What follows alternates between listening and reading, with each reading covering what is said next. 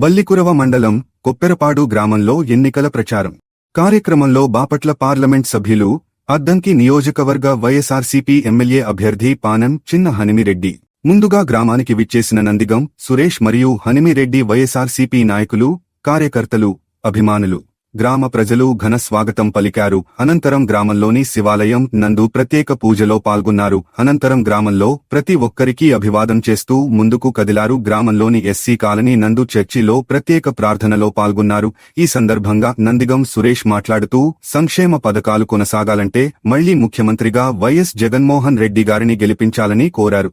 అదేవిధంగా బాపట్ల పార్లమెంట్ అభ్యర్థిగా పోటీ చేస్తున్న నందిగం సురేష్నే నన్ను మరియు అద్దంకి ఎమ్మెల్యేగా పానం చిన్న హనిమిరెడ్డి భారీ మెజార్టీతో గెలిపించాలని కోరారు. ఈ కార్యక్రమంలో వైఎస్ఆర్సీపీ నాయకులు కార్యకర్తలు అభిమానులు భారీగా పాల్గొన్నారు.